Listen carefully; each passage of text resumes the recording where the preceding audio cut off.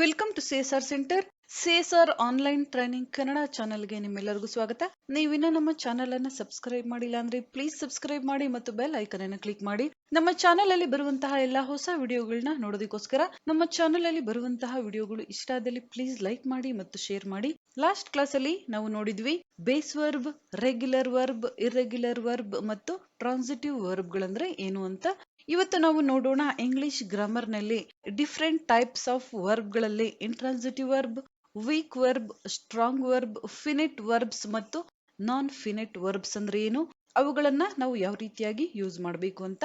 Fifth verb intransitive verb ಅಥವಾ ಅಕರ್ಮಕ ಕ್ರಿಯಾಪದಗಳಂತೇಳಿ ನಾವಿಲ್ಲಿ ಕರಿಬಹುದು.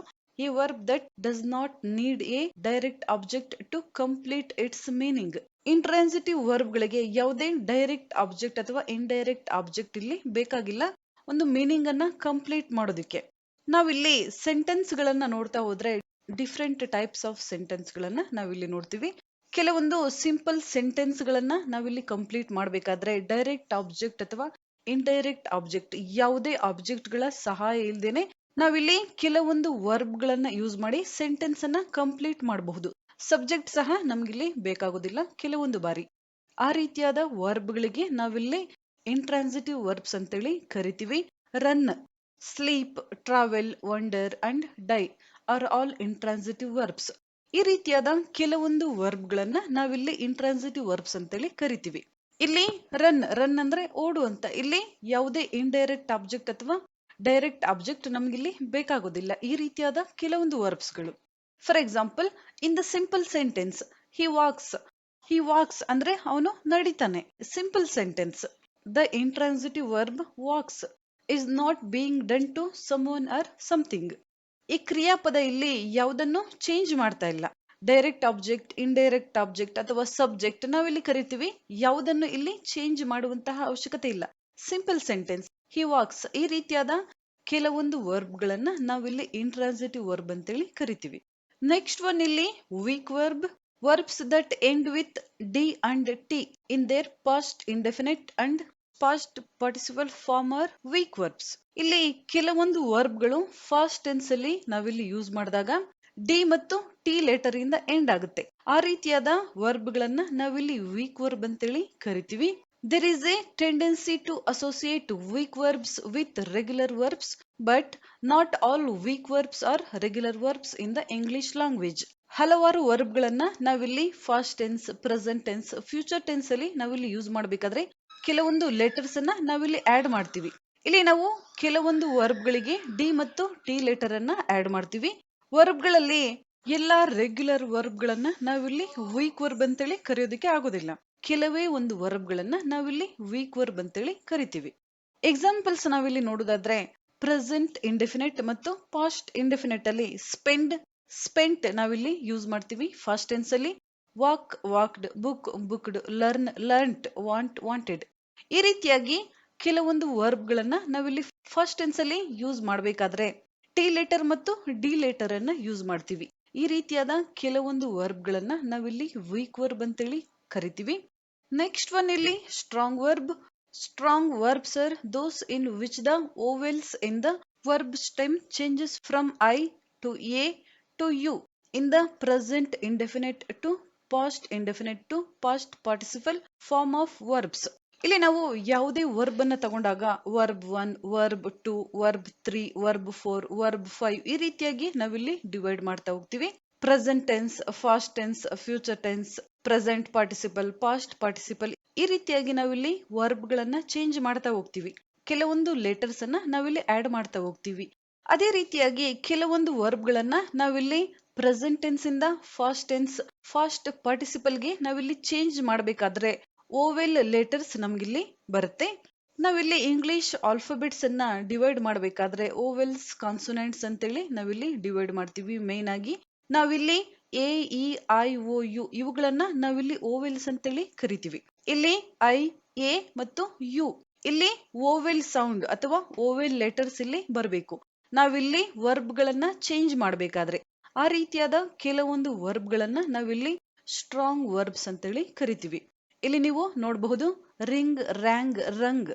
ರಿಂಗ್ ಇಲ್ಲಿ ನಾವು ಐ ಲೆಟರ್ ಅನ್ನ ಯೂಸ್ ಮಾಡಿದೀವಿ. ರ್ಯಾಂಗ್ ಇಲ್ಲಿ ಎ ಲೆಟರ್ ಅನ್ನ ನಾವಿಲ್ಲಿ ಯೂಸ್ ಮಾಡ್ತಾ ಇದೀವಿ. ರಂಗ್ ಯು ಲೆಟರ್ ನಾವಿಲ್ಲಿ ಯೂಸ್ ಮಾಡ್ತೀವಿ. ಅದೇ ರೀತಿಯಾಗಿ ಡ್ರಿಂಕ್ ಐ ಲೆಟರ್ ನಾವಿಲ್ಲಿ ಯೂಸ್ ಮಾಡ್ತಾ ಇದೀವಿ. ಡ್ರ್ಯಾಂಕ್, ನಂತರ ಡ್ರಂಕ್. ಅದೇ ರೀತಿಯಾಗಿ ಡ್ರಿಂಕ್ ನಾವಿಲ್ಲಿ ಐ ಲೆಟರ್ ಅನ್ನ ಯೂಸ್ ಮಾಡ್ತಾ ಇದೀವಿ. ಡ್ರ್ಯಾಂಕ್ ಎ ಲೆಟರ್ ನಾವಿಲ್ಲಿ ಯೂಸ್ ಮಾಡ್ತಾ ಇದೀವಿ. ಡ್ರಂಕ್ ಯು ಲೆಟರ್ ನಾವಿಲ್ಲಿ ಯೂಸ್ ಮಾಡ್ತಾ ಇದೀವಿ. ಅದೇ ರೀತಿಯಾಗಿ ಕ್ಲಿಂಗ್, ಕ್ಲ್ಯಾಂಗ್, ಕ್ಲಂಗ್, ಸ್ವಿಮ್, ಸ್ವಾಮ್, ಸ್ವಮ್. ಈ ರೀತಿಯಾಗಿ ಯಾವ ಒಂದು ವರ್ಬ್ಗಳಲ್ಲಿ ನಾವಿಲ್ಲಿ ಓವೆಲ್ ಲೆಟರ್ಸ್ ಅನ್ನ ಚೇಂಜ್ ಮಾಡ್ತೀವಿ, ಆ ರೀತಿಯಾದ ವರ್ಬ್ಗಳನ್ನ ನಾವಿಲ್ಲಿ ಸ್ಟ್ರಾಂಗ್ ವರ್ಬ್ಸ್ ಅಂತೇಳಿ ಕರಿತೀವಿ. ನೆಕ್ಸ್ಟ್ ವರ್ಬ್ ಇಲ್ಲಿ finite verbs. Finite verbs are all actual verbs that are called the roots of sentence. ಇಲ್ಲಿ ಫಿನಿಟ್ ವರ್ಬ್ಗಳನ್ನ ನಾವಿಲ್ಲಿ ರೂಟ್ಸ್ ಆಫ್ ಸೆಂಟೆನ್ಸ್ ಅಂತೇಳಿ ಕರಿತೀವಿ. ಯಾವುದೇ ಒಂದು ಸೆಂಟೆನ್ಸ್ ಅಲ್ಲಿ ವರ್ಬ್ ಇಲ್ಲಿ ಮೇನ್ ಆಗಿ ಯೂಸ್ ಆಗ್ತಾ ಇದ್ದಾಗ ಆ ರೀತಿಯಾದ ವರ್ಬ್ಗಳನ್ನ ನಾವಿಲ್ಲಿ ಫಿನಿಟ್ ವರ್ಬ್ಸ್ ಅಂತೇಳಿ ಕರಿತೀವಿ. Every sentence needs a finite verb. ನಾವಿಲ್ಲಿ ಇಂಗ್ಲಿಷ್ ಅಲ್ಲಿ ಯಾವುದೇ ಒಂದು ಸೆಂಟೆನ್ಸ್ ಅನ್ನ ಮಾಡಬೇಕಾದ್ರೆ ವರ್ಬ್ಗಳು ಇಲ್ಲಿ ಬೇಕಾಗುತ್ತೆ. ವರ್ಬ್ ಇಲ್ಲದೇನೆ ನಾವಿಲ್ಲಿ ಸೆಂಟೆನ್ಸ್ ಅನ್ನ ಮಾಡೋದಕ್ಕೆ ಸಾಧ್ಯ ಆಗುದಿಲ್ಲ. ಯಾವ ಸೆಂಟೆನ್ಸ್ ಅಲ್ಲಿ ವರ್ಬ್ ಅನ್ನ ನಾವಿಲ್ಲಿ ಮೇನ್ ಆಗಿ ನೋಡ್ತೀವಿ ಆ ರೀತಿಯಾದ ವರ್ಬ್ ಗಳನ್ನ ನಾವಿಲ್ಲಿ ಫಿನಿಟ್ ವರ್ಬ್ ಅಂತೇಳಿ ಕರಿತೀವಿ. The main verb in every sentence is a finite verb. It is a form of a verb that is performed by or refers to a subject and uses one of the 12 forms of tense and changes according to the number person of the subject. Verb that is performed by or refers to a subject. ಇಲ್ಲಿ subject ಮೇಲೆ verb ಇಲ್ಲಿ change ಆಗ್ತಾ ಹೋಗುತ್ತೆ. ಅದೇ ರೀತಿಯಾಗಿ 12 tenses, 12 form of tenses. 12 tenses ನಾವಿಲ್ಲಿ ಏನ್ use ಮಾಡ್ತೀವಿ ಆ ಟೆನ್ಸಸ್ ಪ್ರಕಾರ ನಂತರ according to the number, person, subject ಇವುಗಳಿಗೆ ಅನುಗುಣವಾಗಿ ಇಲ್ಲಿ ವರ್ಬ್ಸ್ ಗಳನ್ನ ನಾವಿಲ್ಲಿ ಚೇಂಜ್ ಮಾಡಬಹುದು. ಆ ರೀತಿಯಾದ ಕೆಲವೊಂದು ವರ್ಬ್ಸ್ ಗಳನ್ನ ನಾವಿಲ್ಲಿ ಫಿನಿಟ್ ವರ್ಬ್ಸ್ ಅಂತೇಳಿ ಕರಿತೀವಿ. ಎಕ್ಸಾಂಪಲ್ ನಾವಿಲ್ಲಿ ನೋಡೋದಾದ್ರೆ ರಾಮ್ ವೆಂಟ್ ಟು ಸ್ಕೂಲ್. ಇಲ್ಲಿ ಸಬ್ಜೆಕ್ಟ್ ರಾಮ್ ಆಗುತ್ತೆ. Performed the action in the past. ಇಲ್ಲಿ ವೆಂಟ್ ಅಂದ್ರೆ ಇಲ್ಲಿ ಪಾಸ್ಟ್ ಅಲ್ಲಿ ಆಕ್ಷನ್ ಕಂಪ್ಲೀಟ್ ಆಗಿದೆ. This information is evident only by the verb went. ಇಲ್ಲಿ ಸಬ್ಜೆಕ್ಟ್ ಇಲ್ಲಿ ಮೇನ್ ಆಗಿಲ್ಲ, ವೆಂಟ್ ಈ ವರ್ಬ್ ಅನ್ನ ನಾವಿಲ್ಲಿ ಈ ಸೆಂಟೆನ್ಸ್ ಅಲ್ಲಿ ಮೇನ್ ಆಗಿ ಗುರುತಿಸ್ತೀವಿ. ಹಿ ವೆಂಟ್ ಟು ಸ್ಕೂಲ್ ಈ ರೀತಿಯಾಗಿ ಸಹ ನಾವಿಲ್ಲಿ ಹೇಳಬಹುದು. ರಾಮ್ ಇಲ್ಲಿ ಸಬ್ಜೆಕ್ಟ್ ಮೇನ್ ಆಗಿ ನಾವಿಲ್ಲಿ ಯೂಸ್ ಮಾಡೋದಿಲ್ಲ, ಇಲ್ಲಿ ವರ್ಬ್ ಮೇನ್ ಆಗಿ ನಾವಿಲ್ಲಿ ಯೂಸ್ ಮಾಡ್ತೀವಿ. ಈ ರೀತಿಯಾಗಿ ಯಾವ ಒಂದು ಸೆಂಟೆನ್ಸ್ ಗಳಲ್ಲಿ ವರ್ಬ್ ಇಲ್ಲಿ ಮೇನ್ ಆಗಿ ಯೂಸ್ ಆಗುತ್ತೆ ಆ ರೀತಿಯಾದ ವರ್ಬ್ ಗಳನ್ನ ನಾವಿಲ್ಲಿ ಫಿನಿಟ್ ವರ್ಬ್ಸ್ ಅಂತೇಳಿ ಕರಿತೀವಿ. ಅದೇ ರೀತಿಯಾಗಿ ಇನ್ನೊಂದು ಎಕ್ಸಾಂಪಲ್ ಅನ್ನ ನಾವಿಲ್ಲಿ ನೋಡೋದಾದ್ರೆ ಎಲಿಸಾ ಪೇಂಟೆಡ್ ಹರ್ ಹೋಮ್. ಇಲ್ಲಿ ಪೇಂಟೆಡ್ ಅನ್ನೋದು ಮೇನ್ ಆಗಿ ಬರುತ್ತೆ. ಪೇಂಟ್ ಮಾಡಿದ್ದು, ಯಾರು ಪೇಂಟ್ ಮಾಡಿದ್ರು, ಯಾರಾದ್ರೂ ಆಗಿರಬಹುದು. ಈ ವರ್ಡ್ ಇಲ್ಲಿ ಇಂಪಾರ್ಟೆಂಟ್ ಆಗುತ್ತೆ. ಈ ವರ್ಬ್ ಇಲ್ಲಿ ಎಲಿಸಾ ಇಲ್ಲಿ ಇಂಪಾರ್ಟೆಂಟ್ ಆಗೋದಿಲ್ಲ. ಈ ರೀತಿಯಾಗಿ ನಾವು ಕೆಲವೊಂದು ಸೆಂಟೆನ್ಸ್ ಗಳನ್ನ ಮಾಡಬೇಕಾದ್ರೆ ವರ್ಬ್ ಗೆ ನಾವು ಇಂಪಾರ್ಟೆನ್ಸ್ ಅನ್ನ ಕೊಡ್ತೀವಿ. ಆ ರೀತಿಯಾದ ಕೆಲವೊಂದು ವರ್ಬ್ ಗಳನ್ನ ನಾವಿಲ್ಲಿ ಫಿನಿಟ್ ವರ್ಬ್ಸ್ ಅಂತೇಳಿ ಕರಿತೀವಿ. ಈ ವರ್ಬ್ಗಳು ಯಾವ ರೀತಿಯಾಗಿ ಆದ್ರೂ ಚೇಂಜ್ ಆಗಬಹುದು. 12 ಟೆನ್ಸಸ್ ನಾವಿಲ್ಲಿ ಯೂಸ್ ಮಾಡಬೇಕಾದ್ರೆ ಅಥವಾ according to the number, person of subject ಈ ರೀತಿಯಾಗಿ ಈ ವರ್ಬ್ ಗಳನ್ನ ನಾವಿಲ್ಲಿ ಚೇಂಜ್ ಮಾಡ್ತಾ ಹೋಗ್ತೀವಿ. ನೆಕ್ಸ್ಟ್ ಕ್ಲಾಸ್ ಅಲ್ಲಿ ನೋಡೋಣ ನಾನ್ ಫಿನಿಟ್ಸ್ ವರ್ಬ್ಸ್ ಅಂದ್ರೆ ಏನು, ಫಿನಿಟ್ ವರ್ಬ್ ಮತ್ತು ನಾನ್ ಫಿನಿಟ್ ವರ್ಬ್ ಗಳಿಗೆ ಇರುವಂತಹ ಡಿಫರೆನ್ಸ್ ಯಾವ ರೀತಿಯಾಗಿ ನಾವಿಲ್ಲಿ ಗುರುತಿಸಬೇಕು ಅಂತ.